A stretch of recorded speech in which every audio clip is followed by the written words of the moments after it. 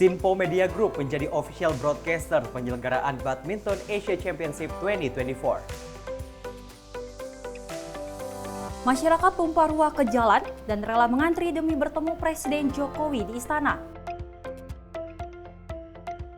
Sebanyak 3.200 paket bantuan dari Indonesia telah tiba di Gaza.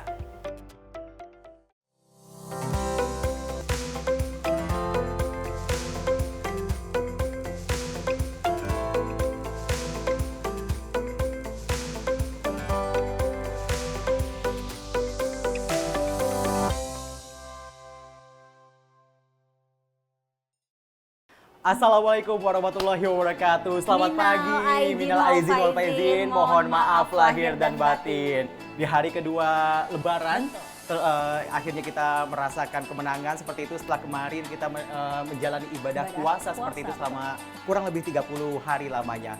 Dan Sally serta pemirsa, ini kalau misalnya kita berbicara soal Ramadan ataupun ini Lebaran seperti itu, ini banyak sekali informasi yang kita kemas kepada Anda pemirsa ini untuk menemani pagi hari Anda. Tadi juga kalau misalnya kita berbicara soal apa yang kita tadi angkat, Sally, ini ada Presiden Joko Widodo yang ini menggelar open house di Istana Negara seperti itu. Betul sekali.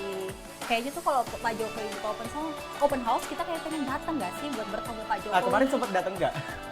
Kan kerja. Oh, kerja.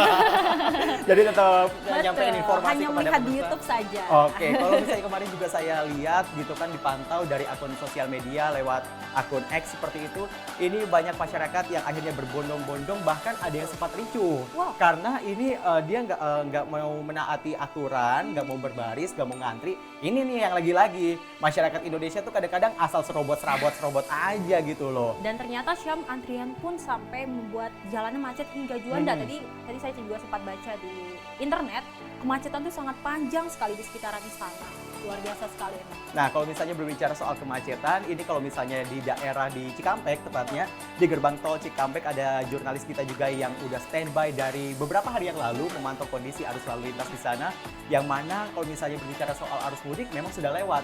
Tapi ternyata Sally, di hari Lebaran ini masih banyak masyarakat yang ikut serta atau ini untuk menuju kampung halamannya untuk bisa ini bersilaturahmi. Bertemu dengan keluarga. Betul sekali.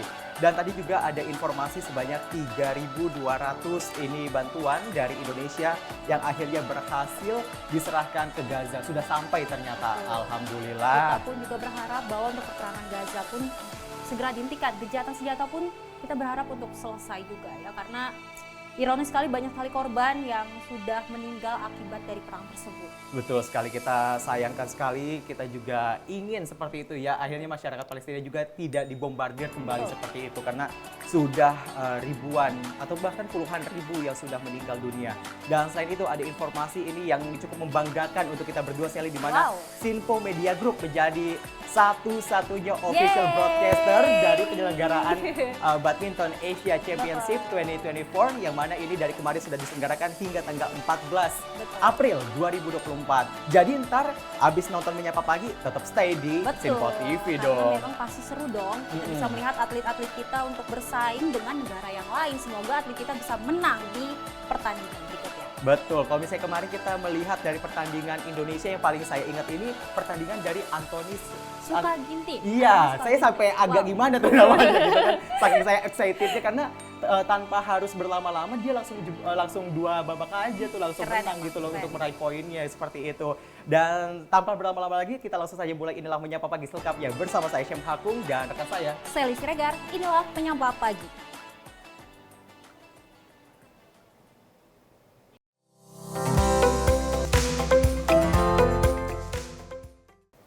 Ya, kita langsung masuk ke informasi pertama di Menyapa Pagi, Sally. Di hari kedua Lebaran ini, di mana Masjid Istiqlal Jakarta menggelar pelaksanaan Salat Idul Fitri 1 Syawal 1445 Hijriah yang dilaksanakan secara khusyuk yang dipimpin langsung oleh Imam Masjid Istiqlal, yakni Haji Ahmad Kusti Ismail pada Rabu pagi. Dan tak hanya itu, masyarakat berbondong-bondong memadati Masjid Istiqlal untuk mengikuti sholat Idul Fitri. Bahkan para jamaah meluber hingga halaman masjid demi bisa mengikuti sholat berjamaah. Ribuan warga sejak pukul 5 pagi waktu Indonesia bagian Barat sudah mulai mendatangi Masjid Istiqlal Jakarta yang menjadi salah satu tempat pelaksanaan sholat Idul Fitri 1445 Hijriah. Tak hanya memadati bagian dalam Masjid Istiqlal, para jamaah yang ingin melaksanakan ibadah itu pun akhirnya harus rela sholat di halaman masjid karena banyaknya masyarakat yang datang ke masjid yang berada di pusat kota Jakarta. Sholat Idul Fitri yang digelar pada Rabu pagi itu dipimpin oleh Imam Masjid Istiqlal, Haji Ahmad Husni Ismail.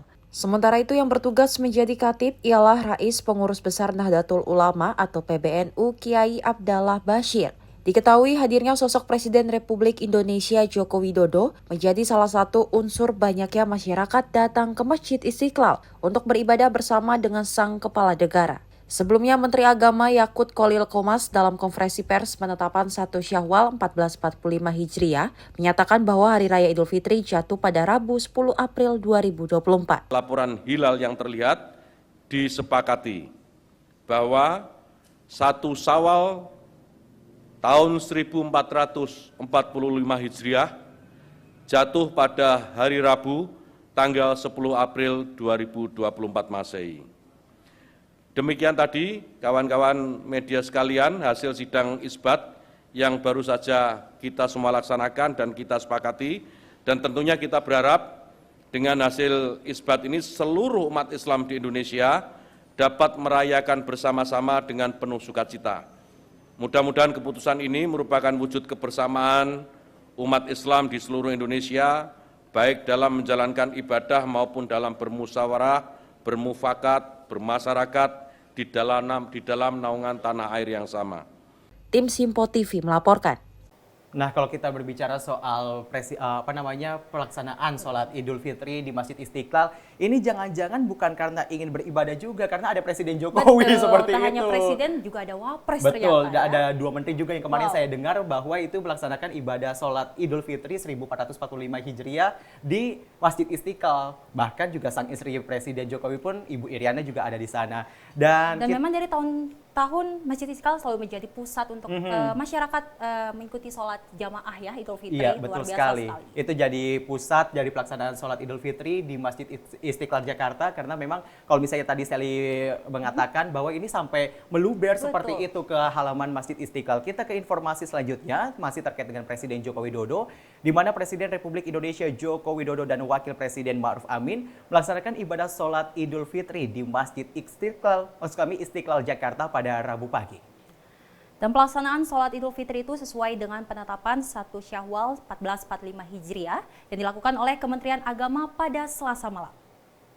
Kepala Negara Joko Widodo bersama wakilnya Ma'ruf Amin terlihat melaksanakan ibadah sholat Idul Fitri 1445 Hijriah pada Rabu pagi. Pelaksanaan sholat yang digelar di Masjid Istiqlal itu dihadiri oleh ribuan masyarakat. Nampak Presiden yang bersebelahan dengan wakilnya itu berada di syaf paling depan saat melaksanakan sholat Idul Fitri 1445 Hijriah. Membludaknya jumlah jamaah yang hadir untuk melaksanakan sholat Idul Fitri di Masjid Istiqlal membuat pihak pengelola masjid mengatur tempat di sekitar halaman masjid untuk dijadikan tempat sholat bagi para jamaah. Kuat dugaan melubernya jamaah yang beribadah karena ingin lebaran bersama sang kepala negara. Nanti lebaran di mana, Pak? Kan tahun ini Lebaran di mana, Pak, tahun ini, Pak? Di Jakarta. Berarti kan sholat Istiqlal bareng sama Di Jakarta. Sholat di Istiqlal, Pak. ini di Istiqlal, Pak. Kurang lebih. Sudah ada rencana open house silaturahmi ya, sama Pak? siapa, Pak? Sudah ada rencana silaturahmi sama beberapa tokoh nggak? Akan Ada rencana silaturahmi beberapa tokoh? Nggak ada rencana-rencana. Ada open house Mengalir nggak, Pak? biasa aja. Ada open house nggak, Pak? Ada open house nggak, Pak? Ada open house nggak, Pak? ini kan lebaran terakhir Bapak sebagai Presiden. Apakah akan melakukan open house juga, Pak? Tim Simpo TV melaporkan. Oke, Sel, tadi kita sudah melihat, tadi sudah kita singgung juga bahwa Presiden dan Wapres ini beribadah bersama di Masjid Istiqlal, dan ini mungkin yang akhirnya masyarakat berbondong-bondong seperti itu, karena kalau misalnya saya kemarin melihat sosial media saya, karena Pak Jokowi itu kalau misalnya di setiap kesempatannya pasti langsung kalau misalnya ada yang mau selfie langsung diambil handphonenya, Benar-benar bahkan langsung Pak menyapa Presiden masyarakat. yang megang handphonenya itu Pak Presiden luar biasa gitu loh. sekali ya orang Luar nomor 1 biasa. Indonesia ini. Nah, pemirsa, selain itu juga ini usai melaksanakan ibadah sholat Idul Fitri di Masjid Istiqlal Jakarta, Presiden Joko Widodo ini menggelar open house di Istana Negara Jakarta. Warga pun rela mengantri panjang demi bisa bertemu dengan orang nomor 1 di Indonesia. Inilah video yang beredar di media sosial X. tampak antrean mengular begitu panjang demi bisa bersilaturahmi dengan sosok pemimpin bangsa Indonesia, yakni Presiden Joko Widodo. Di tahun terakhir dirinya menjabat sebagai kepala negara, Presiden menggelar open house di Jakarta. Tak hanya antre saat baris menuju ke dalam untuk bertemu dengan Presiden dan Ibu Negara, kemacetan juga terjadi di sekitaran istana lantaran banyaknya masyarakat yang berminat bertemu dengan kepala negara. Satu persatu warga bersalaman dengan Presiden dalam open house yang digelar oleh sang kepala negara disebutkan sebagai ajang silaturahmi antara pemimpin bangsa dengan rakyat Indonesia. Open house yang dilaksanakan oleh Presiden Joko Widodo sengaja disatukan antara para pejabat dan juga rakyat agar hubungan antara keduanya semakin erat. Dari Jakarta, tim Sinpo TV melaporkan. Oke, Sel, kalau misalnya tadi berbicara terkait dengan Presiden Joko Widodo yang open house, kira-kira sekedar salaman atau bagi-bagi THR juga nih? Kayaknya kalau kita salaman sama presiden aja udah jadi suatu kebanggaan gak sih, Syang? Oke, Ya kan, nah betul? tapi kalau misalnya berbicara apakah dapat THR, ini yang paling penting, Sel. Pagi-pagi habis sholat Idul Fitri, apakah ini ada opor atau ketupat atau ada apa ya gitu loh. Karena yang saya tungguin adalah makanannya ada apa ya. Emang luar biasa sekali ya, membuka open house untuk masyarakat Indonesia, bahkan juga ada menteri-menteri yang datang ya. Nah, tak hanya masyarakat, tak hanya menteri, pejabat negara pun akhirnya ada yang datang dalam gelaran open house yang diselenggarakan oleh Presiden Republik Indonesia Joko Widodo ini. Karena kalau misalnya melihat dari Presiden Jokowi yang menyatakan bahwa ini sengaja tidak dibeda-bedakan di satu forum saja, dijadikan satu tempat saja untuk mempererat antara rakyat dan juga para pejabat seperti itu. Jadi memang tidak ada tembok pembatas ya Betul. antara pejabat dan juga masyarakat. Nah, maka dari itu ya kemarin akhirnya Presiden Jokowi menggelar open house seperti itu. Kita masih dalam rangkaian suasana Idul Fitri pemirsa, di mana Presiden Republik Indonesia Joko Widodo beserta Ibu Negara Iriana Joko Widodo mengucapkan selamat Hari Raya Idul Fitri 1445 Hijriah kepada seluruh umat muslim di Indonesia. Tak hanya itu, mereka berharap Idul Fitri tahun ini dapat menjadi momen untuk saling memaafkan dan bersilaturahmi.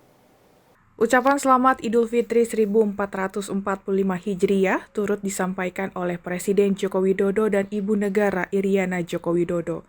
Dalam ucapannya, Jokowi menyampaikan pesan kepada masyarakat yang sedang dan akan melakukan perjalanan mudik Lebaran. Jokowi berharap perjalanan mudik Lebaran yang dilakukan sebagian masyarakat Indonesia diberikan kelancaran dan juga keselamatan. Assalamualaikum warahmatullahi wabarakatuh. Saya dan Ibu Negara mengucapkan selamat Hari Raya Idul Fitri 1445 Hijriah. Mohon maaf lahir dan batin. Semoga di hari yang fitri ini kita bisa saling memaafkan dan saling bersilaturahmi untuk merajut kembali persaudaraan menjadi bangsa yang rukun dan damai, yang bersatu padu membangun Indonesia. Bagi Bapak Ibu, saudara-saudara yang akan dan sedang mudik, selamat bersilaturahmi dengan kerabat dan keluarga besar. Saya berharap perjalanan lancar dan selamat.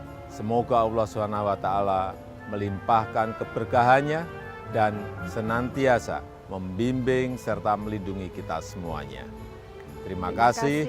Wassalamualaikum warahmatullahi wabarakatuh. Dari Jakarta, tim Sinpo TV melaporkan.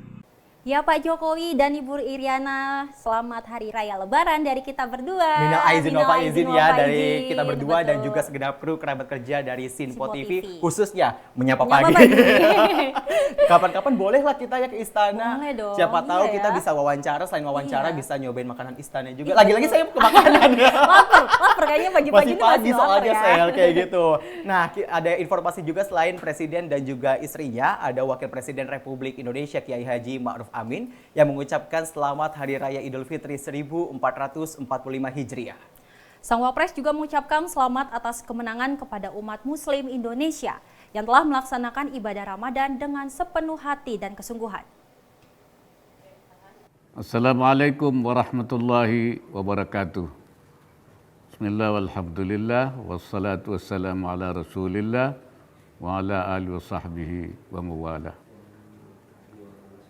Bismillahirrahmanirrahim.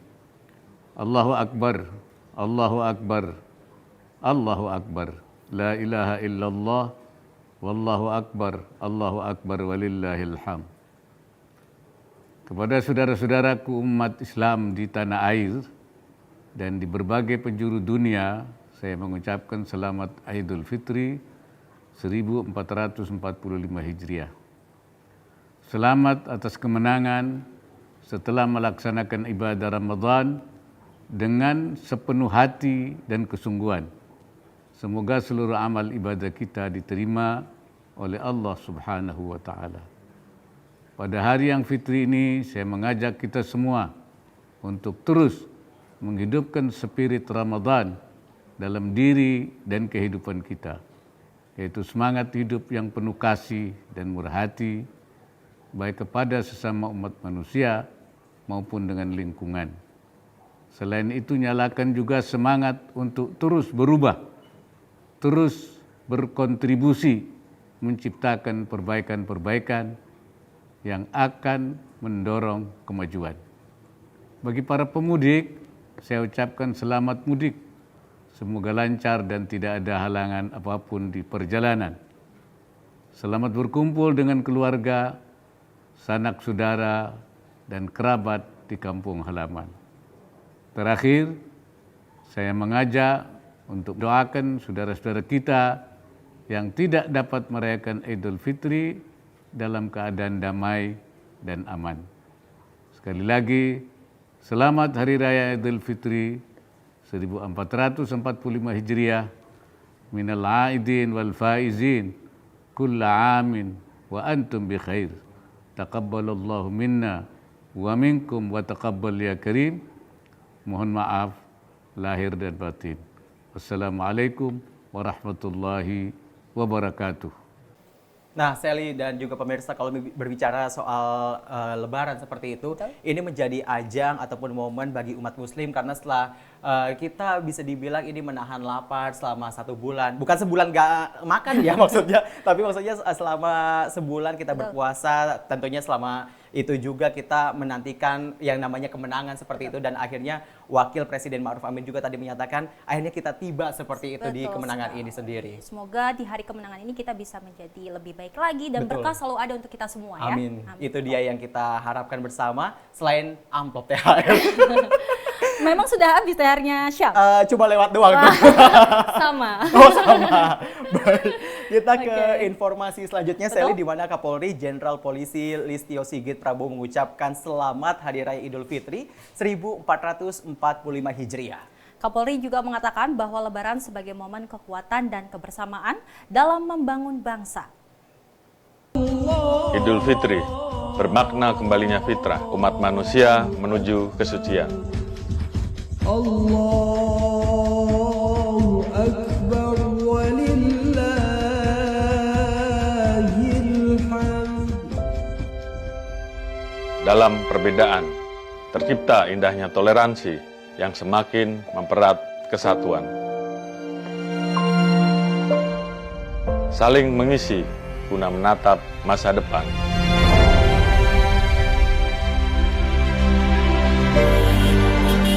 Idul Fitri selalu mengisahkan sejuta cerita.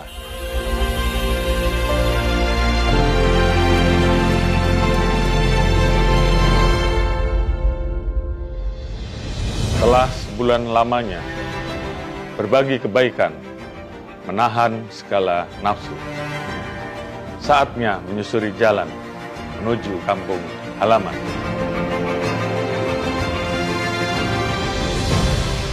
Menikmati harumnya santapan Lebaran dan hangatnya kebersamaan.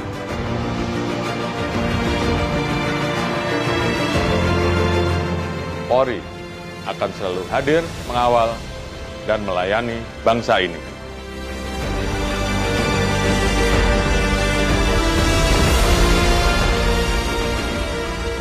Saya, Jenderal Polisi Dr. Andes Listio Sigit Prabowo MSI, Kepala Kepolisian Negara Republik Indonesia, atas nama keluarga besar Polri dan Bayangkari mengucapkan Selamat Hari Raya Idul Fitri 1445 Hijriah. Jadikan semangat Lebaran sebagai kekuatan kebersamaan dalam membangun bangsa. Nah, gimana Sally dari berita-berita yang kita hadirkan di paruh pertama dari Menyapa Pagi ini, apa yang paling menarik nih Sally menurut Yang Anda? pastinya paling menarik adalah open house dong Oke. dari Pak Jokowi. Sebelumnya pernah ketemu nggak sih kalau misalnya liputan di lapangan?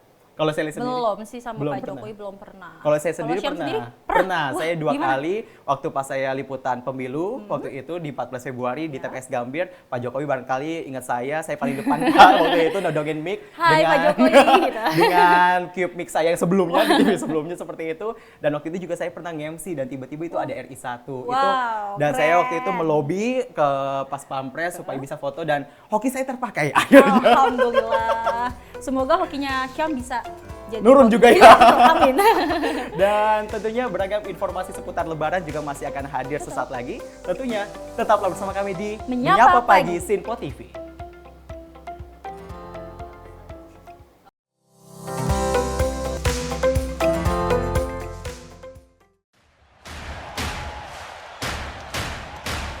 Duel panas pebulu tangkis terbaik. Berebut tahta tertinggi di dataran Asia. Saksikan Bank of Ningbo Badminton Asia Championship 2024. Eksklusif hanya di Sinpo TV.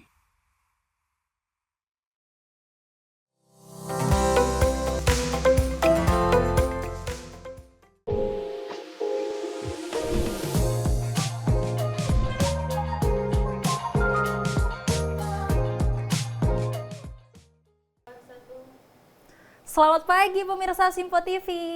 Selamat pagi Wow. Sally, selamat pagi pemirsa Kita harus yang baru. semangat dong, Syam. Betul sekali, selamat pagi juga bagi Anda yang baru bergabung atau justru Anda baru bangun langsung makan opor, rendang, apa lontong, Sally, makan temen.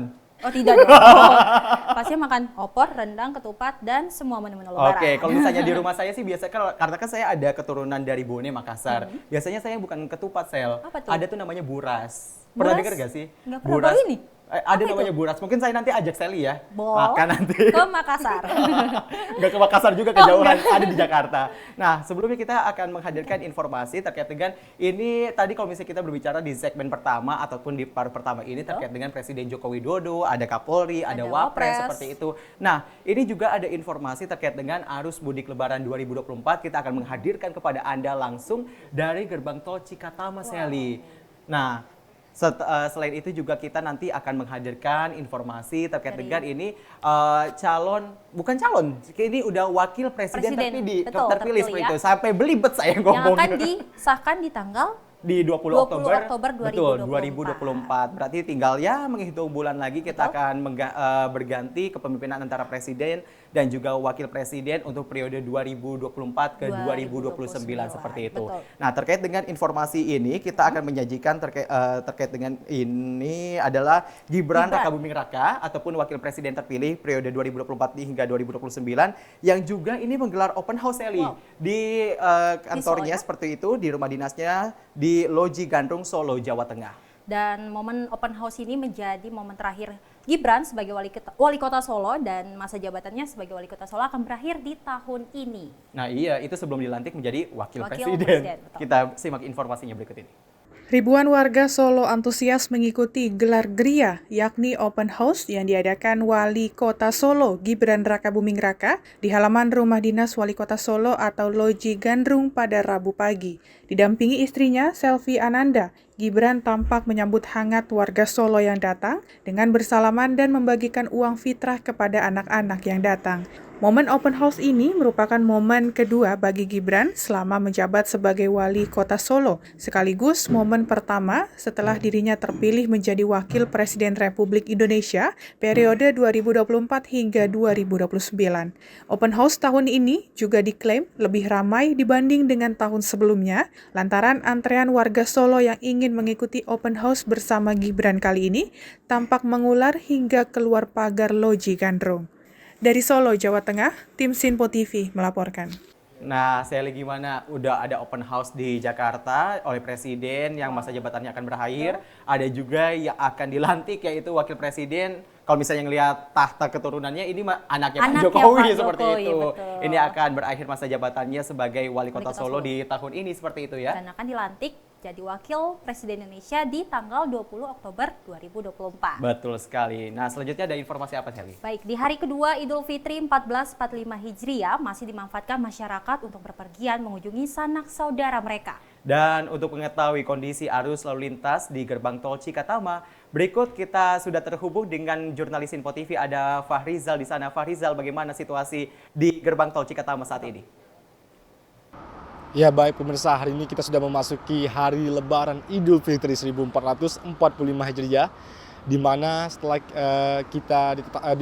kita menjalani ibadah puasa penuh selama sebulan, kini momen-momen yang ditunggu oleh masyarakat tentunya, di mana khususnya para perantau yang akan melaksanakan mudik untuk bertemu sanak keluarga di kampung halaman. Dan untuk situasi gerbang tol Cikampek Utama ini sendiri dapat kami sampaikan bahwasanya terpantau di mana hari Lebaran ini sudah terpantau memadati gerbang tol Cikampek Utama, sudah dipadati oleh minibus ataupun bus yang sudah dari tadi kami pantau sudah memadati gerbang tol Cikampek Utama ini sendiri. Jika kita bandingkan di hari kemarin masih ramai lancar, belum ada penumpukan yang terjadi di gerbang tol Cikampek Utama ini sendiri. Namun di hari Lebaran ini, tepatnya di tanggal 10 April 2024, sudah dipadati oleh ataupun sudah terjadi penumpukan di gerbang tol Cikampek Utama ini sendiri. Dan data yang kami dapatkan bahwasanya dari pihak Jasa Marga, yaitu tercatat pada per hari ini ada 17.000 kendaraan yang memasuki gerbang tol Cikampek Utama. Dan untuk di mana pada Lebaran hari ini masih bisa terbilang lebih padat daripada hari sebelum-sebelumnya, di mana kita pantau belum ada kepadatan ataupun penumpukan yang terjadi di gerbang tol Cikampek Utama. Dan untuk rekayasa lalu lintas ini sendiri di hari Lebaran ini dari pihak Jasa Marga ataupun Korlantas belum memperlakukan kontraflow ataupun one way, di mana kita tahu bahwasanya sejak kemarin one way dan kontraflow sudah tidak diberlakukan lagi oleh pihak Jasa Marga ataupun Korlantas pada 9 April 2024. Namun sampai saat ini juga belum ada untuk diberlakukan rekayasa lalu lintas, yang dimana pada hari ini seperti kita ketahui telah terjadi penumpukan ataupun kepadatan di hari Lebaran ini di gerbang tol Cikampek Utama ini sendiri. Namun pihak Jasa Marga ataupun dari Korlantas sendiri mengatakan untuk arus balik mudik sendiri akan diberlakukan nantinya one way ataupun kontraflow, yang dimana nanti tergantung dari kondisi gerbang tol ini sendiri, dimana jika ada penumpukan yang begitu ataupun kepadatan yang mengular, maka pihak Korlantas maupun dari pihak Jasa Marga akan memberlakukan kontraflow. Kami dari Media Simpo Group mengucapkan minal aizin wal faizin, mohon maaf lahir dan batin. Dari tempat saya melaporkan gerbang tol Cikampek Utama Jawa Barat, saya Rizal dan juru kamera Ahmad Amin, Simpo TV melaporkan. Baik, terima kasih Fahrizal, jurnalis Info TV telah melaporkan langsung kepada kami di studio. Dan ini terlihat bahwa di hari kedua Lebaran seperti itu, ini arus mudik ini masih terus padat seperti itu. Padahal kalau misalnya orang-orang mungkin bakal mikirnya, oh ini udah Lebaran, oh berarti udah lenggang nih gitu kan biasanya. Ternyata, karena saya juga akan rencananya kemarin tuh saya mau cuti, cuma ya tidak bisa. Harus bekerja untuk pemirsa memberikan informasi tetap gitu loh, Shelly. Ya, ini momen libur Lebaran menjadi waktu bagi para pemudik seperti itu ini untuk berkumpul bersama dengan sanak saudara ataupun keluarganya. Namun pemirsa, tidak semua bisa melakukan hal itu. Salah satunya adalah bertugas, yaitu menjadi petugas Jasa Marga yang ternyata harus bekerja setiap hari untuk memantau jalanan. Nah, kita simak berikut ada laporan Andi Rezaldi selaku jurnalis Info TV. Berikut ini untuk Anda.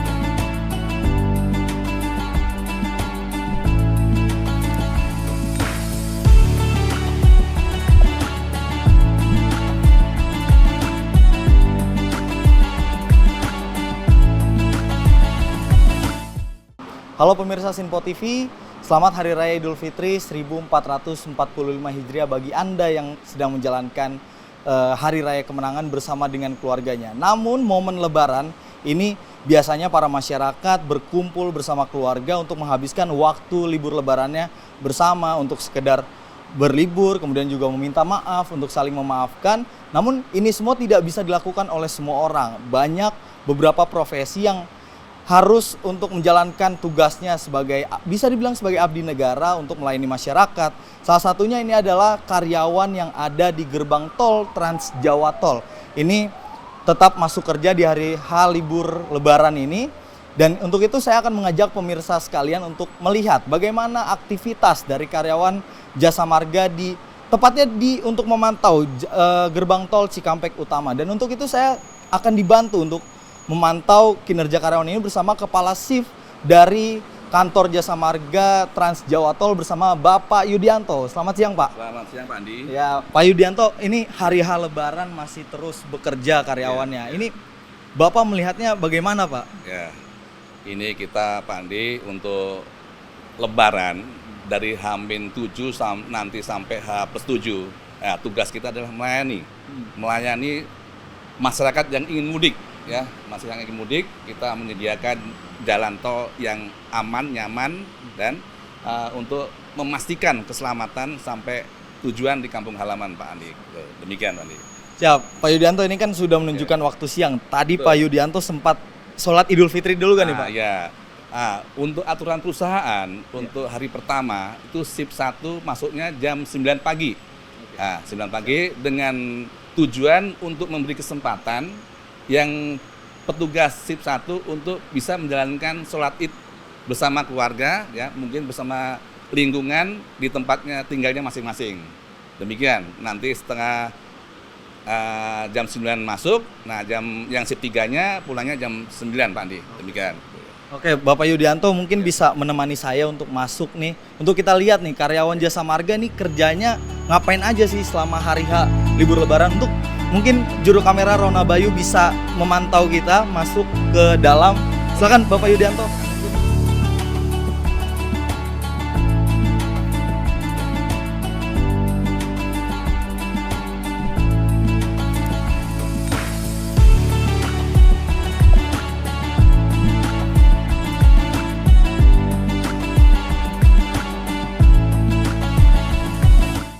Oke, Pak Yudianto mungkin bisa dijelaskan ini lantai berapa, kemudian juga ada ruangan apa aja, Pak, di sini? Pak Andi, saat ini kita berada, ini ada di lantai 2, Pak Andi. Di lantai 2 itu terdapat 2 room meeting. Sebelah kiri saya ini 1, ya, untuk terdiri dari meja untuk room meeting, ya. Yang sebelah kanan ini ada room meeting juga yang tersedia dengan informasi CCTV dan traffic margin yang tersedia untuk arus mudik dan arus balik, Pak Andi. Kalau untuk ruang meeting sebelah sini nih, Pak Yudianto, ini biasa digunakan untuk meeting bersama direksi kah atau bersama dengan GM dari Jasa Marga apa gimana? Kalau ini bisa juga, tapi kalau yang sebelah kiri ini, Pak, ya, ini biasanya kita menggunakan meeting intern sebelum, ya, sebelum menghadapi H-7 untuk Lebaran. Jadi pengaturan jadwal, ya, pengaturan personil yang diperlukan. Nah, disinilah dilakukan Zoom meetingnya, ya, room meetingnya. Nah, dan sebelah kanan ini biasanya jajaran direksi dan rekanan, ya, yang berkompeten bertugas untuk melaksanakan atau memastikan kelancaran arus mudik dan arus balik Lebaran di tahun ini. Ya, saya tertarik dengan ruangan sebelah saya ini. Mungkin kita bisa masuk lewat jalur sana, pemirsa.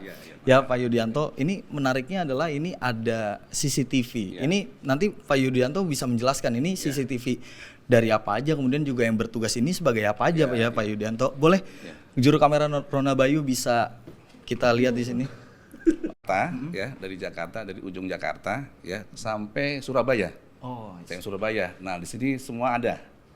Contohnya dari Cikampek KM09, ya. Berikutnya sampai Cikampek KM10, ya. Nah, kita geser ke sana lagi. Oke, siap. Boleh juru kamera Rona Bayu? Ini kita aktivitas Lebaran nih malah bekerja, ya. Iya, inilah kewajiban kita, Pak, sebagai BUMN yang menyediakan jasa untuk kelancaran arus mudik dan balik. Oke, siap. Kalau ini di belakang ini Pak, mungkin bisa dijelaskan, ini kan di atasnya ada CCTV, kemudian juga di bawahnya ada seperti grafik, ini mungkin bisa dijelaskan ini grafik apa nih Pak? Ya, CCTV ini juga rangkaian dari yang tadi Pak ya, yang tadi dari Jakarta sampai Surabaya. Nah, untuk grafik-grafik ini adalah dari volume lalin Pak, traffic volume lalinnya. Di sini sudah tersedia dari H-7 kali ya, itu H-7 tahun lalu, dan kita bandingkan dengan tahun sekarang. Ya. Ini dari jalur Cikampek utama nih Pak, yang jalur Ambonnya, lalinnya cukup landai, ya. Jalur yang Cikampek Bandungnya, jalur Cikampek B-nya terlihat landai. Jadi belum terlihat kenaikan Pak untuk yang jalur Jakarta Pak. Tadi kan kita sempat berbincang nih Pak terkait dengan arus lalu lintas di hari Lebaran. Ini ada peningkatan kah atau bagaimana Pak? Untuk hari ini ya terjadi penurunan Pak dibandingkan dengan hari di kemarin ya. Sip 1 tadi sekitar 20.000. Nah, untuk sip 2 ini sampai saat ini mungkin sekitar 10.000 Pak yang udah masuk ke arah Jawa. Oke, siap. Pak Yudianto izin, ini kan hari Lebaran nih, terlihat rekan-rekan dari Jasa Marga masih bekerja. Saya mohon izin Bapak sebagai kepala shift, saya boleh gak sih wawancara rekan-rekan kerjanya nih Pak? Karena saya lihat nih, pemirsa bisa dilihat ini memang rekan-rekan dari Jasa Marga masih bekerja di hari liburan. Untuk itu saya akan mengajak pemirsa Sinpo TV sekalian untuk mewawancarai beberapa petugas yang sedang bekerja ini. Saya minta izin Mbak, namanya siapa Mbak sebelumnya Mbak? Mbak Rara. Oh Mbak Rara. Mbak Rara ini hari Lebaran masih bekerja. Ini sebelumnya bertugas sebagai apa? Saya bertugas sebagai melakukan monitoring terhadap pendapatan tol. Oke, siap. Kalau Mbak Rara sendiri nih hari Lebaran masuk kerja perasaannya gimana Mbak? Mixed feeling sih, kayak dukanya ya jadinya ada keterbatasan waktu dengan keluarga. Tapi suatu kesenangan juga karena ikut berkontribusi memberikan suatu bentuk dukungan dalam operasi khusus arus mudik. Artinya tetap masuk bekerja untuk melayani masyarakat gitu ya. Kalau dukanya tuh tadi yang Mbak Rara bilang miss feeling itu sebenarnya bisa diungkapin gak sih? Ini apakah ini baru pertama kali masuk di hari Lebaran atau bagaimana? Iya, ini baru pertama kali. Perasaannya bisa diungkapin gak sih? Ya sedikit sedih karena ya keterbatasan waktu buat berkumpul dengan keluarga. Oke, siap. Makasih Mbak Rara sebelumnya. Untuk Mbaknya, saya boleh minta pendapatnya gak sih? Suka dukanya ini, saya akan mewawancarai beberapa ya pemirsa. Suka dukanya bisa dijelaskan Mbak. Sebelumnya namanya siapa? Nama saya Nita. Oh, Mbak Nita bisa dijelasin gak sih suka dukanya nih di hari Lebaran masih masuk, malah mantau jalan tol segala lagi kan? Kalau sukanya pasti seneng ya ikut membantu masyarakat untuk bisa mudik supaya perjalanan lancar dari arus mudik maupun arus balik. Kalau dukanya buat saya sendiri mungkin sama ya kayak Mbak Rara, jadi ada keterbatasan waktu untuk ketemu keluarga, libur, pulang. Kebetulan saya juga merantau di sini, tapi karena kita ganti-gantian, ada shift, ada ganti-gantian petugas, masih bisa sempat, jadi masih teratasi. Ini pengalaman pertama juga? Sama, pengalaman pertama juga. Harapannya untuk Lebaran 2024 ini apa sih? Khususnya bagi para pemudik di tahun 2024 ini harapannya seperti apa? Harapannya pastinya perjalanannya lancar untuk semua pemudik bisa sampai, bisa ketemu dengan keluarganya dan kembali ke asalnya, ke Jakarta maupun ke tempat kerjanya dengan selamat, tidak kurang satu apapun. Oke, siap. Terima kasih Mbak. Selamat melanjutkan tugasnya kembali. Jadi itu pemirsa tadi keterangan dari beberapa petugas Jasa Marga yang masih bertugas di hari Lebaran. Dan untuk itu saya akan mencoba kembali lagi bersama Pak Yudianto. Pak Yudianto mungkin bisa dijelaskan dengan skema libur di PT Jasa Marga ini, skema liburnya bagaimana Pak? Di Jasa Marga kan ada petugas Pak, 2 petugas ya, operasional dan non operasional ya. Kalau di operasional itu terkena shift Pak. Nah, kalau yang non operasional pasti kan Senin sampai Jumat Pak ya, kecuali tanggal merah ya. Kalau normalnya, kalau operasional kena shift, contohnya kayak saya CSS Cikatama 3 hari masuk, 2 hari libur Pak. Nah itu terus bergulir terus, demikian untuk liburnya. Nah kebetulan saat ini saya lebaran di tahun ini saya dua-duanya masuk Pak. Lebaran pertama SIP 2, lebaran kedua SIP 3. Demikian Pak. Tadi kan saya udah mewawancarai rekan-rekan dari Jasa Marga. Nah, kalau dari Pak Yudianto sendiri, suka dukanya bagaimana nih Pak? Di hari H Lebaran justru masuk, memantau, melayani masyarakat. Ini bagaimana perasaannya tidak merayakan hari Lebaran bersama dengan keluarga Pak? Saya kebetulan sudah 28 tahun bekerja di Jasa Marga. Nah selama 28 tahun itu saya tidak pernah pulang. Jadi bisa dikatakan dukanya tidak ada. Ya kan, sudah terbiasa. Kita merasa puas, ya, merasa puas dan senang dengan bekerja dengan ikhlas, membantu masyarakat yang ingin mudik, bertemu keluarga di kampung halaman dan memastikan untuk kembalinya perjalanannya lancar, aman sampai tujuan berikutnya. Demikian. Pak, sedikit Pak, tadi bisa dijelaskan ketika saya datang ke kantor Jasa Marga ini, Bapak kan sedang melakukan briefing tuh Pak. Itu briefing yang memang rutin dilakukan kah atau memang bisa dijelaskan juga ada beberapa tim di situ Pak? Ya. Briefing itu sebagai budaya kita ya, sebagai budaya di Jasa Marga.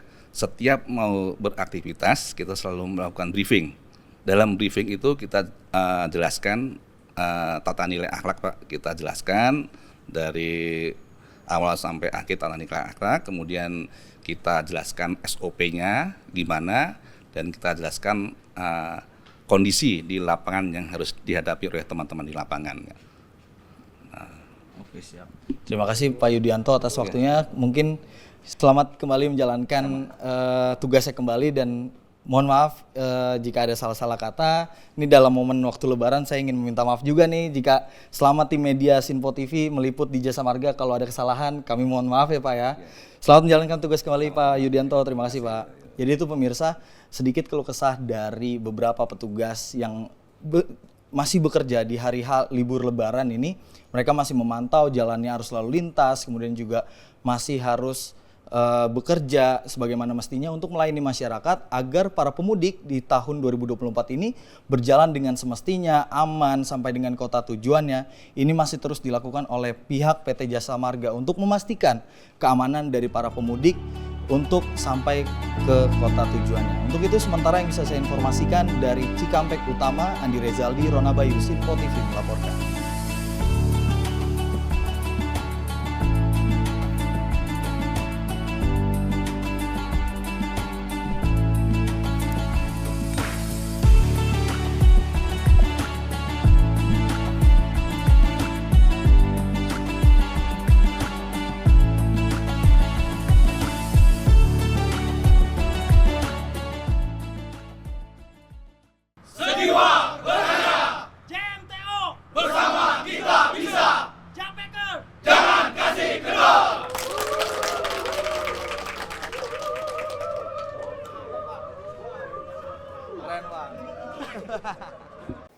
Nah, selain dari kita berdua sebagai jurnalis, ternyata ada Jasa Marga, ada kepolisian, ada TNI Polri. Kepolisian ya udah termasuk ada Polri juga tadi ya. Saya agak gimana? Ada perawat, ada dokter, pokoknya tim medis seperti itu. Semuanya. Yang akhirnya ini masih terus tetap bekerja untuk melayani Anda sebagai, kalau misalnya kita memberikan informasi, kalau mereka sebagai jasa seperti itu memberikan pelayanan seperti itu ya. Ataupun kalau misalnya kepolisian ini memberikan informasi kapan akan diberlakukan. Misalnya kalau di Cikatama itu saya ingat ada one way, ada kontraflow, ada ganjil genap juga. Kayak gitu, Sel. Betul ya, pastinya kita juga mengucapkan semangat untuk para pekerja yang masih memang bekerja di hari Lebaran ini. Semangat dan terima kasih tentunya. Betul.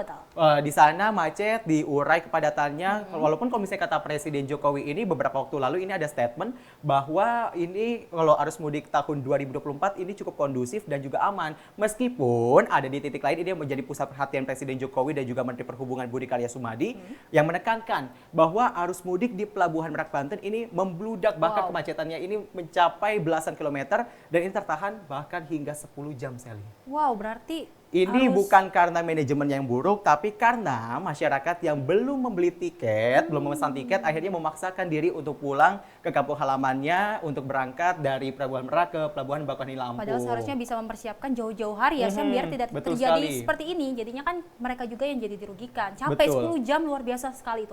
Yang harusnya ini dari pihak ASDP tidak memperlakukan penjualan tiket secara go show ataupun langsung membeli di tempat. Ini akhirnya karena diskresi ataupun instruksi dari Kapolda Banten, akhirnya ini ASDP di Merak Banten akhirnya diperintahkan untuk menjual tiket untuk perjalanan mudik, dan ini bukan dari Merak Banten tapi dari Pelabuhan Ciwandan seperti itu. Dan tentunya beragam informasi penting lainnya masih akan kami hadirkan sesaat lagi. Tentunya tetap bersama kami di Menyapa Pagi.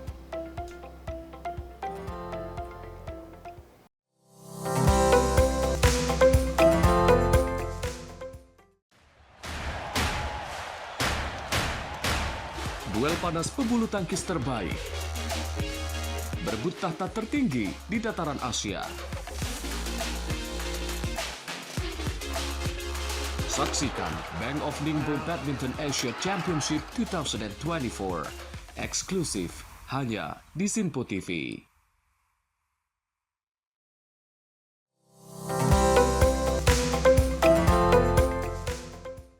Selamat pagi kepada Anda yang baru bergabung bersama kami di Menyapa Pagi Sinpo TV. Masih bersama saya Syam Hakung dan Sally Siregar. Saya hampir kebalik tadi mau ngomong Sally Siregar saya. Syam Hakung. Lagi semangatnya gitu. Betul. Nah, kalau misalnya di paruh ketiga ini tadi sempat kita singgung di awal bahwa kita cukup berbangga atau harus berbangga karena kita Sinpo TV menjadi satu-satunya media yang dijadikan sebagai official broadcaster dari penyelenggaraan Badminton Asia Championship 2024. Wah, ini keren sekali seperti itu. Walaupun kita menjadi media baru, tapi kita bisa buktikan seperti itu bahwa kita menjadi official broadcaster dari penyelenggaraan turnamen ini yang sangat bergengsi. Karena ini menjadi penentuan bahwa nantinya kalau misalnya kita, ini menjadi penentuan penting sekali karena sebelum di tahap ini atau di turnamen ini nantinya akan melaju ke Olimpiade selanjutnya seperti itu. Baik, tadi juga ramai di media sosial bahwa Sinpo TV ini menayangkan badminton Asia. Nah, wow, pas baju tuh kayak seneng banget gitu, luar biasa sekali. Kita juga ini ya merasa bangga seperti itu. Betul. Nah, ini juga kita mengingatkan juga jangan lewatkan ini penyelenggaraan ataupun tayangan Badminton Asia Championship 2024 tentunya yang bakal dipandu oleh hostnya itu jurnalis kita. Arif Rifai. Luar biasa. Keren sekali punya kesempatan seperti itu memandu kurang lebih 8-10 jam Sally ini setiap harinya. Jadi mungkin pegel kali ya kalau saya sendiri gitu loh. Nah, kita langsung masuk ke informasinya saja Pak Sally dan pemirsa, di mana gelaran Badminton Asia Championship 2024 telah berlangsung digelar maksud kami sejak 9 hingga 14 April 2024 mendatang, dan di hari kedua ini debut antar Indonesia begitu menyita perhatian. Nah, lalu eksekutif produser News Sinpo TV Wira Ananta berhasil menemui Yuni Kartika, Master Badminton Indonesia. Dan berikut kami hadirkan wawancaranya selengkapnya. Halo salam olahraga pemirsa, apa kabar Anda dimanapun Anda berada? Dengan bangga proudly present Sinpo TV ini mempersembahkan Badminton Asian Championship 2024, di mana dengan bangga kita akan mempersembahkan persembahan-persembahan terbaik dari putra-putri Asia yang tentunya juga Indonesia ini ikut berkontribusi untuk mengirimkan putra-putri terbaiknya. Dan terkait hal tersebut kami juga sudah bersama dengan Master of Badminton yang tidak lain tidak bukan yang sudah sering Anda lihat di berbagai stasiun TV. Kali ini kami culik langsung ke Sinpo TV untuk berbincang, bercerita ya, untuk menyampaikan aspirasinya kira-kira seperti apa ya kan si Indonesia di tahun 2024 ini. Ada Mbak Yuni Kartika, saya biasa memanggilnya dengan Ci Yuni. Ci Yuni, apa kabar? Baik. Luar biasa. Ci Yuni, dengan melihat kompetisi yang sudah ada, kira-kira bagaimana Indonesia ke depannya? Ya kan tetap ada, tapi memang kan ini pertandingan yang tidak mudah. Per 1000 semua pemain Asia terbaik datang, pertama Cina, Korea, kemudian Jepang, dan ya kalau tanya harapannya inginnya mereka bisa meraih gelar ya, tapi menang kalahnya memang agak sulit diprediksi di turnamen ini. Tapi saya melihat persiapan tim Indonesia sangat baik, jadi ada peluang untuk bisa naik podium gitu. Ciyuni, kira-kira apa sih yang perlu dievaluasi dari kawan-kawan kita, putra-putri kita?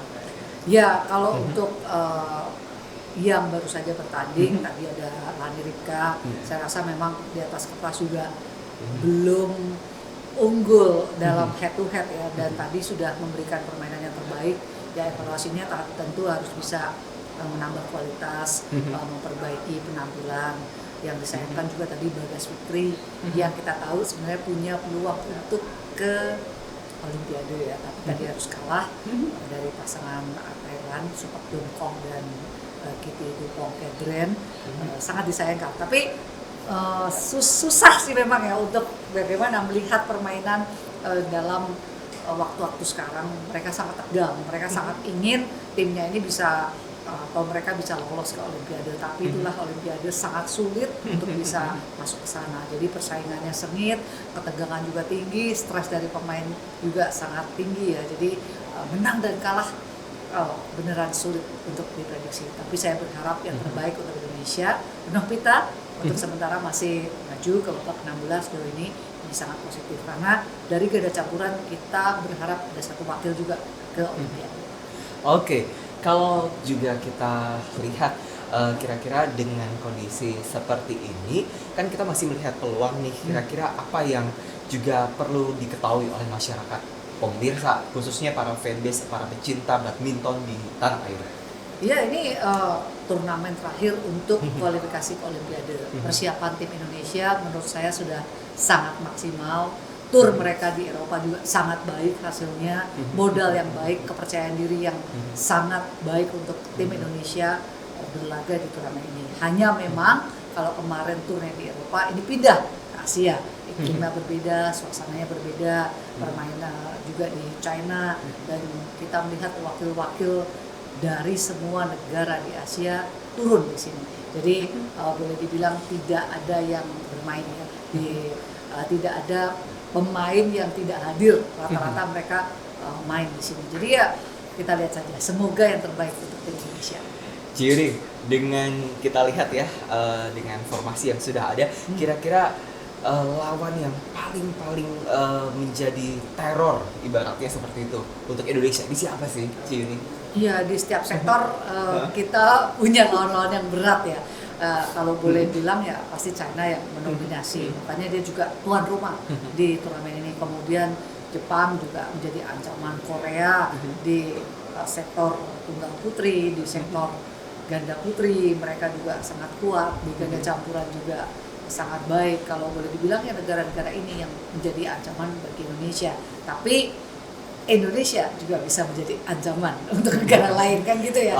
Karena secara ranking mereka juga berimbang, naik turunnya juga cukup dramatis gitu ya. Kita punya Ginting, kita punya Jojo, kita punya Fajri, ini juga sangat baik. Riku di tunggal putri, kemudian ganda putri memang Apri Fadia kan tidak hadir ya, karena memang lagi recovery dari cedera. Jadi modal lah untuk Indonesia, mudah-mudahan juga bisa tampil maksimal di sini.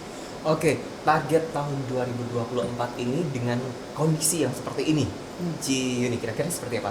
Ya, target kalau Olimpiade pasti melanjutkan tradisi emas Olimpiade. Ngomongnya gampang, mencapainya sangat susah ya kan? Tapi sejauh ini on track dari semua sektor masuk, kita nunggu aja nih yang ganda campuran. Rasanya kalau melihat kansnya cukup baik untuk pasangan Indonesia ya. Mudah-mudahan mereka juga bisa race to Olimpik, dan kalau di BAC ya tentunya mereka ingin meraih prestasi sebaik mungkin. Tapi yang penting yang penting jangan cedera sampai nanti Olimpiade selesai.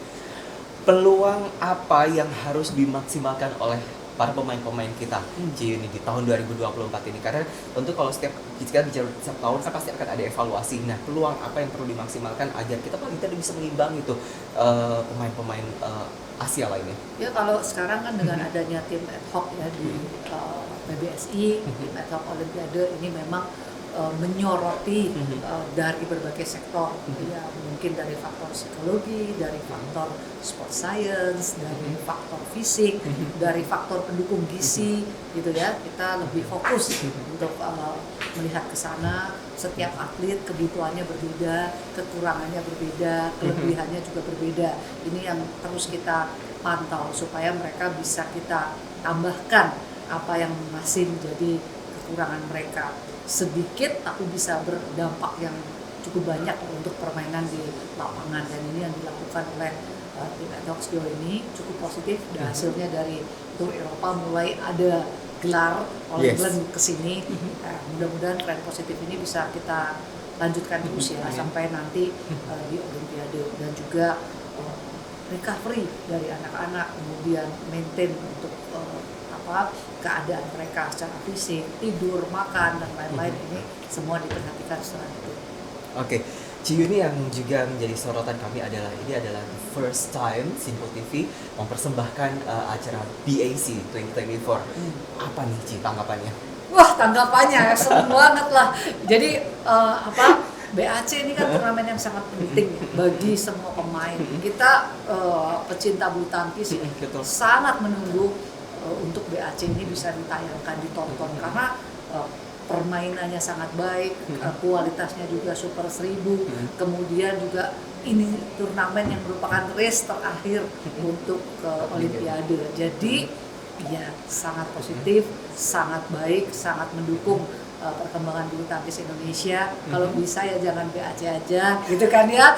Mana tahu turnamen-turnamen yang lain juga, karena dengan ada tontonan bulu tangkis ini dampaknya banyak. Artinya bukan cuma masalah menang kalah si pahlawan Indonesia, tapi juga bisa menginspirasi para bibit-bibit bulu tangkis lainnya. Kan harus ada regenerasi, jadi harus ada yang terinspirasi untuk menjadi juara badminton, mulai latihan, dan siapa tahu nantinya bisa menjadi juara dunia. Dimulainya biasanya dari tontonan-tontonan seperti ini, dan ini tontonan berkualitas banget kalau BAC ini.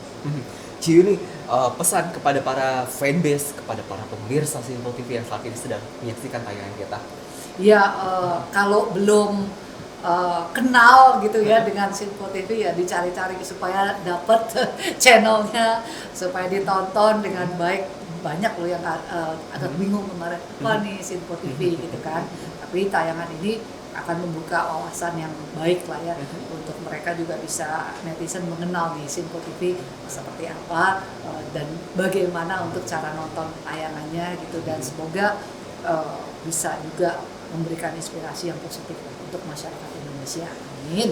Amin. Ciyuni, satu kali lagi dong, ajak dong pemirsa Sinpo TV atau yang di Sinpo yang menyaksikan ataupun di YouTube channel kita ataupun mungkin di official social media-nya Ciyuni untuk nonton kita di Badminton Asian Championship 2024. Iya, udah dong, dan pemirsa Sinpo TV dimanapun kalian berada, tonton ya Badminton Asia Championship 2024. Ini kejuaraan BWF World Tour Super 1000, terus juga penentuan untuk ke Olimpiade bagi semua atlet.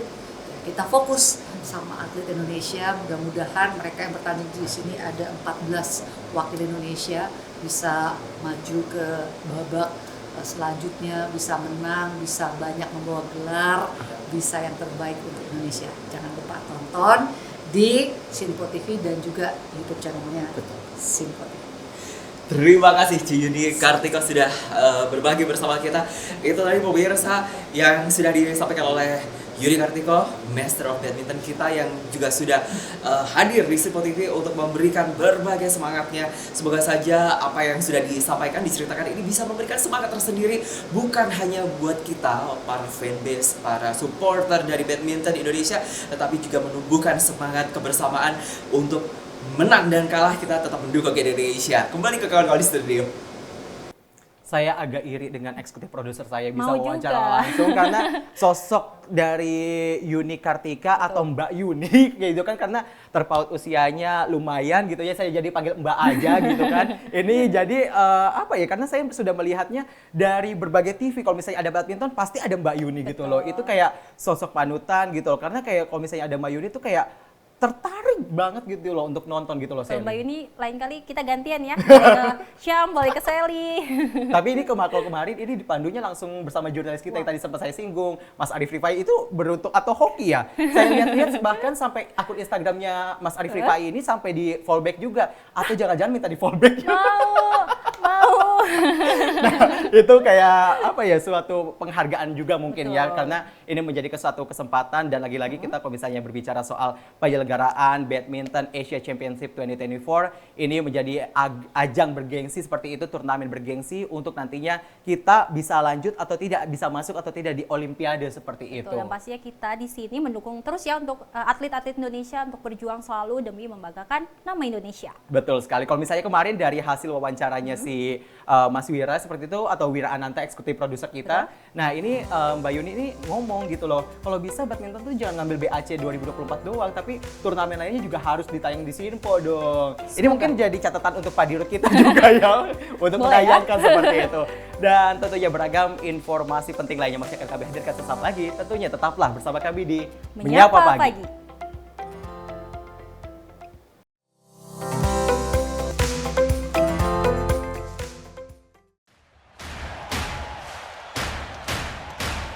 Duel panas pebulu tangkis terbaik.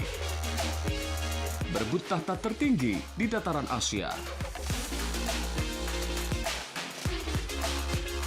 Saksikan Bank of Ningbo Badminton Asia Championship 2024.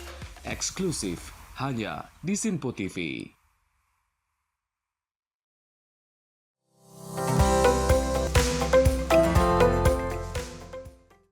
Terima kasih Anda masih bersama kami di program Menyapa Pagi. Masih bersama kita berdua tentunya. Dan kalau misalnya Anda baru bangun tidur, langsung santap opor atau rendang, atau mungkin Anda punya destinasi wisata, misalnya mau jalan-jalan gitu kan, Sally misalnya ada pemirsa juga atau saudaranya Sally mungkin yang lagi nonton juga, ini bisa langsung storyin ke kita gitu kan, tag ke akun media sosial kita di @simpotv. Nanti kita akan tayangkan Sally. Jadi Anda yang menyaksikan program-program kita, baik itu YouTube ataupun dari digital tayangan digital kita, ini bisa langsung bikin story dan nanti kita akan tayangkan seperti itu. Kapan lagi coba bikin story masuk ke TV. Tapi bukan mencuri ya.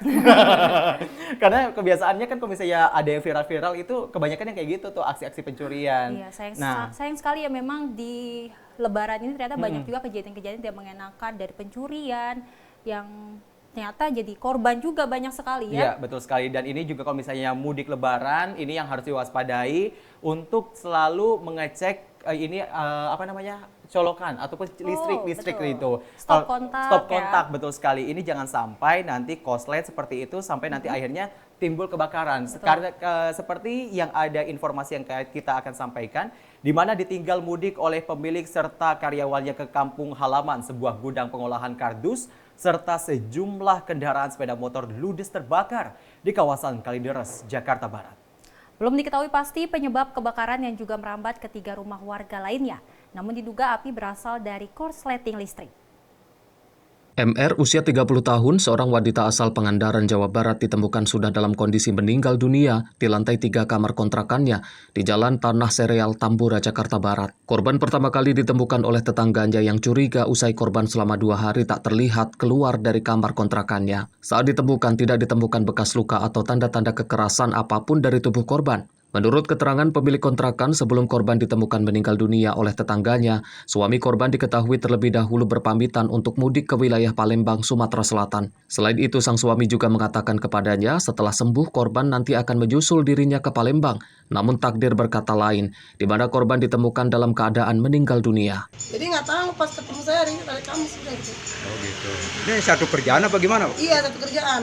Kerjaan apa, Ci? Kerja konveksi. Oh, konveksi. Udah lama, Ci, udah kerja di konveksi ini? Baru sih, baru berapa bulan. Oh, baru berapa bulan. Ini diketahui udah meninggal apa, Ci, gimana? Nggak tahu, saya juga baru tahu ini. Baru dapat kabar? Iya, baru dapat kabar. Oh iya, gitu. Oh iya. Namanya siapa sih, Ci, yang meninggal ini? Ini namanya Maria. Umur Maria. Oh, Maria. Kurang lebih berapa? 28, 30 lah. 30-an. Oh gitu. Ini tinggal di kosan ini udah lama apa gimana sih, Cik? Baru kayaknya baru sebulan. Baru sebulan. Tuh suaminya permisi dibilang saya pulang kampung dulu. Ada di kampung. Pulang kampung dulu. Mungkin istri saya tanggal 4 baru pulang. Saya titip istri saya. Kita motor juga ada di bawah, dia nggak mau bawa suaminya. Guna mengetahui penyebab pasti kematian korban, jenazah korban kemudian dievakuasi petugas ke Rumah Sakit Cipto Mangunkusumo, Jakarta Pusat untuk diotopsi. Sementara kasus kini tengah ditangani pihak kepolisian Polsek Tambora. Dari Jakarta, Tim Liputan melaporkan. Ya, lagi-lagi kebakaran terjadi karena korsleting listrik. Nah, ini yang menjadi perhatian kita bersama. Jadi kalau misalnya mau bepergian, apalagi ini cukup lama seperti itu kan nggak mungkin sehari 2 hari kan. Bener. Apalagi kalau misalnya kampungnya kayak eksekutif produser kita di Surabaya kan nggak mungkin tuh langsung 2 hari. Ya? Iya, 2 hari doang nggak cukup waktunya. Nah, ini juga ada informasi yang tragis seperti itu, Sally. Sangat disayangkan. Di mana seorang anak kandung tega membacok ibu kandungnya sendiri di Jalan Gang Empang Kapuk, Cengkareng, Jakarta Barat. Naasnya korban dibacok dengan menggunakan senjata tajam jenis pisau daging dan mengalami luka di bagian tangan. Dari video amatir milik warga, terlihat seorang ibu tergeletak bersimbah darah lantaran dibacok oleh anak kandungnya sendiri dengan menggunakan senjata tajam jenis pisau daging. Warga yang geram berhasil mengamankan pelaku ke tempat pos RW dan kemudian diserahkan ke pihak kepolisian sektor Cengkareng. Menurut keterangan warga sekitar, sebelum kejadian pelaku sempat cekcok dengan ibunya saat akan dibawa berobat. Namun entah kenapa pelaku tiba-tiba marah dan gelap mata hendak membacok warga sekitar. Sang ibu yang berusaha menahan sang anak justru terkena imbas sabetan senjata tajam pelaku. Diduga pelaku mengalami masalah gangguan jiwa, di mana sebelumnya pelaku telah beberapa kali berusaha bunuh diri. Jadi pertengkaran anak dengan seorang ibunya, penyebabnya hal apa ya belum pasti ya, karena kan pas kejadian juga waktu sepi bersih banyak orang gitu. Cuma sih katanya sih ibunya mah mau ngajak dia berobat karena dia itu agak-agak ada gangguan juga. Pokoknya dia udah berusaha berapa kali mau bunuh diri, melukain lehernya, perutnya. Nah ibunya mau ngajak berobat, cuma kan nggak ngerti kenapa gitu. Sampai ada warga juga yang dikejar-kejar mau dilukain. Nah, ibunya nyegah, malah ibunya yang kena imbasnya. Dari kemarin itu juga udah ada keributan sih di rumahnya. Udah dibawa ke Polsek Cengkareng. Nah, ibunya dilarikan ke Rumah Sakit Cengkareng. Sebelum polisi datang, ibunya dilarikan ke Rumah Sakit Cengkareng. Cuma sih kabar terakhir sih meninggal katanya.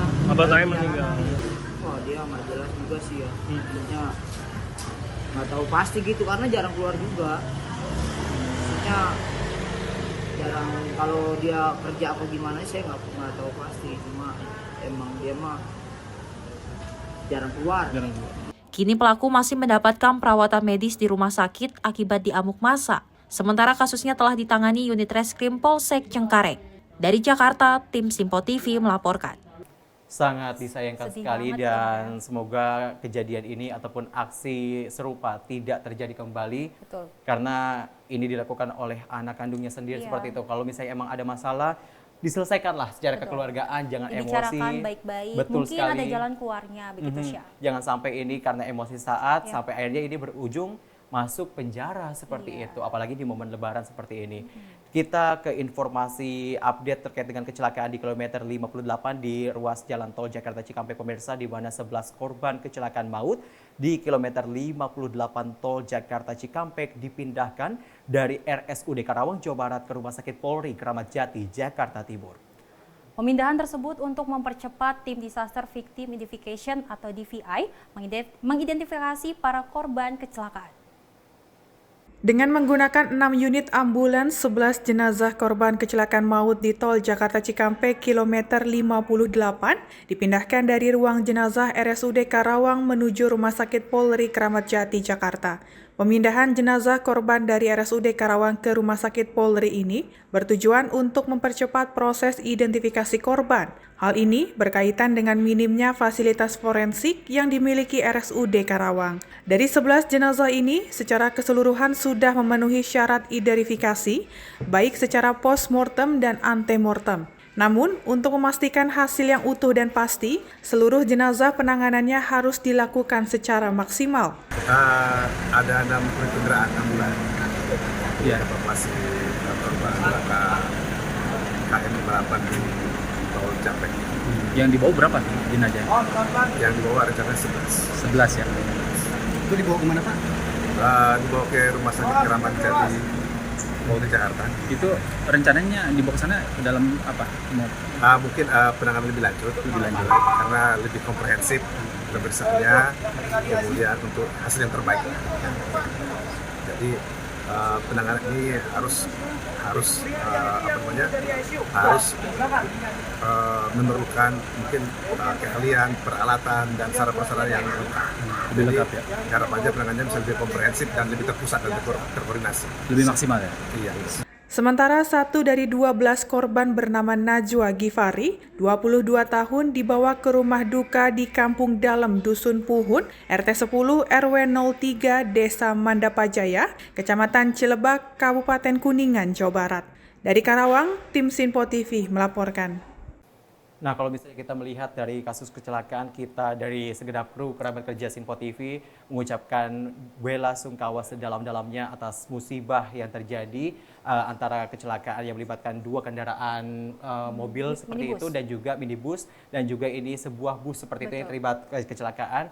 Dan kalau misalnya kemarin kita mendapatkan informasi dari jurnalis kami yang berada di lapangan seperti itu, dari Andi Rezaldi, bahwa sebenarnya ada 13 korban yang menjadi korban kecelakaan maut di ruas jalan tol Jakarta Cikampek di kilometer 58. Dan ini menjadi perhatian kita bersama. Kemarin juga kontraflow sempat ditutup sementara karena ini kemarin kalau misalnya informasi yang kita dapatkan dari saksi yang juga merupakan pengemudi dari bus seperti itu menyatakan bahwa ini berawal atau terjadi karena adanya penerapan kontraflow. Ini juga kemarin dari Kakor Lantas dan juga dari pihak Kapolri juga ini menyatakan akan mengevaluasi seperti itu untuk pelaksanaan kontraflow di ruas jalan pada saat arus balik nanti di musim mudik ataupun balik lebaran 2024. Dan semoga ini kalau tadi ada sebanyak 11 yang akhirnya berhasil maksud saya ada 11 yang akhirnya dipindahkan dari Rumah Sakit Umum Daerah Karawang Jawa Barat ke Rumah Sakit Polri Kramat Jati. Semoga ini dari hasil antemortem ataupun postmortemnya ini segera dapat dicocokkan agar ini bisa segera dimakamkan jenazahnya seperti itu. Dan pasti kita juga mengingatkan kepada masyarakat yang akan melakukan mudik atau nanti arus balik untuk selalu berhati-hati karena memang seperti inilah yang kadang suka terjadi yang tidak kita inginkan, kecelakaan yang akhirnya jadi Lebaran momen ini jadi sedih kan. Betul sekali. Walaupun kalau misalnya kita beranjak dari data Kemenhub dan juga dari Presiden Joko Widodo menyatakan kecelakaan mudik 2024 ini cukup turun, tapi itu kita nggak boleh lengah seperti itu. Kita tetap harus waspada karena belum tentu kita hati-hati, orang hati-hati seperti itu. Betul. Kita harus diwaspada dimanapun kita berada. Dan kita lanjutkan ke informasi lainnya pemirsa, di mana Indonesia telah berhasil mengirimkan sejumlah 3.200 paket bantuan kepada Gaza pada Selasa 9 April 2024. Pengiriman 20 paket bantuan dengan masing-masing berat 160 kg itu dilakukan dengan cara diterjunkan melalui pesawat C-130J Super Hercules TNI Angkatan Udara.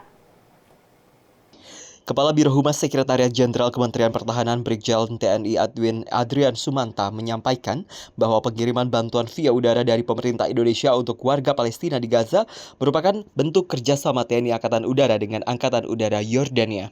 Adapun bantuan kemanusiaan yang dikirim melalui udara ini sebanyak 20 paket yang berisi makanan dan air mineral serta obat-obatan dengan berat paket masing-masing 160 kg. Selain itu, pengiriman bantuan via udara ini juga merupakan hasil dari diplomasi dan hubungan baik antara Indonesia dengan Yordania melalui Menhan Prabowo Subianto dengan Raja Yordania Abdullah II.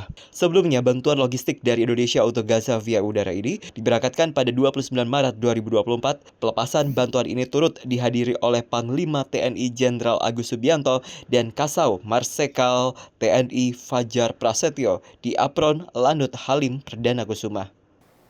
Nah, dari bantuan yang diberikan dari pemerintah Indonesia kepada Palestina, khususnya Gaza seperti itu, yang terus dibombardir oleh Israel. Semoga ini dapat membantu warga di Palestina, di Gaza seperti itu dan sekitarnya yang terus menjadi korban bombardir Israel. Karena Kalau saya mengikuti informasinya ini dari 2023 kurang lebih di bulan Oktober ini mulainya dari situ. Akhirnya ini sudah berbulan-bulan seperti itu sampai kita Idul Fitri. Bahkan kemarin juga saya menyimak informasi bahwa di sana banyak sekali warga yang kelaparan seperti itu, Sally. Iya, memang banyak juga anak-anak yang akhirnya kehilangan masa-masa kecilnya yang karena jadi melihat peperangan antara Palestina dengan Israel. Memang sangat disayangkan sangat disayangkan sekali, dan semoga dengan adanya bantuan yang dikirimkan oleh pihak pemerintah Indonesia seperti itu, yang masing-masing ini kalau saya tidak salah sekitar 100 kg ataupun 160 kg dari satu bantuan saja, ini ada 3.200. Semoga ini bisa membantu meringankan beban ataupun semoga tidak terjadi lagi kelaparan ataupun gencatan senjata. Kita harapkan semoga gencatan senjata ini bisa dilakukan seperti itu ya. Kita tentunya berharap semoga aman-aman saja seperti itu. Dan tentunya pemirsa, kami mengajak Anda untuk terus menyaksikan Sinpo TV, dan khususnya karena jangan pindah channel Anda karena nanti di pukul 9 atau pukul 10 ya. Saya ini takutnya saya salah ini. Jadi Anda stay tune aja, apalagi Anda harus follow yang namanya itu @SinpoTV. Harus subscribe juga itu di Sinpo TV juga. YouTube, nonton TikTok juga ada. Instagramnya juga kita ada nanti ya kalau semua misalnya kita di akhir. update. Betul. Nanti di akhir tuh pantauin semua sosmed kita, pantengin terus di mana ini ada informasi bahwa penyelenggaraan dari turnamen bergengsi BAC 2024 ini akan hadir tentunya bersama dengan jurnalis Sinpo TV yang akan memandunya Arif Rifai tentunya seperti itu. Dan berakhir sudah kebersamaan kita selama 60 menit ini di Menyapa Pagi Sinpo TV. Terima kasih sudah selalu menonton. Sebarkan terus energi positif kepada orang sekitar Anda. Ya, baik itu kasih, pasangan, orang keluarga, tua, tapi jangan selingkuhan. Wow. Dan kita akhiri saja Menyapa Pagi Sinpo TV kali ini. Saya Syem Hatung. Saya Sally Sregar. Terima kasih. Minal aizin wal faizin. Mohon maaf lahir dan batin. Sampai jumpa. Wassalamualaikum warahmatullahi wabarakatuh.